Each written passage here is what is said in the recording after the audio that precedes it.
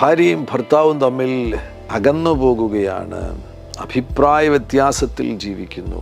ഭാര്യയും ഭർത്താവും തമ്മിലുള്ള അകൽച്ച മുഖാന്തരമായിട്ട് തകർച്ചയിലേക്ക് പോകും. ഒരു വീട്ടിൽ ഐക്യതയില്ലെന്നുണ്ടെങ്കിൽ, ഒരുമിച്ച് മുന്നോട്ട് പോകുവാൻ കഴിയുകയില്ല എങ്കിൽ അതിൻ്റെ ഫലമായിട്ട് സാമ്പത്തികമായിട്ട് തകർച്ചയിലേക്ക് പോകും.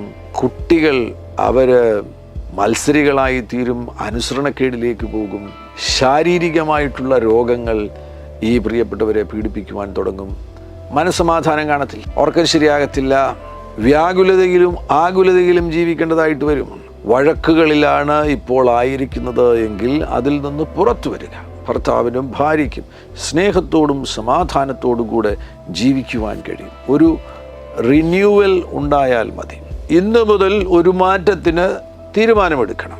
പഴയ കാര്യങ്ങളെ മറക്കുവാനും അതെല്ലാം ക്ഷമിക്കുവാനും അതെല്ലാം ചിന്തകളിൽ നിന്നും മായ്ച്ചു കളയുവാനും തീരുമാനമെടുത്തിട്ട് ഒരു പുതിയ തുടക്കം ഇന്നു മുതൽ തമ്മിൽ ഒരുമയിൽ ജീവിക്കുവാൻ വേണ്ടി ഒരു തീരുമാനമെടുക്കുകയാണെങ്കിൽ അവിടെ ഒരു റിന്യൂവൽ നടക്കും.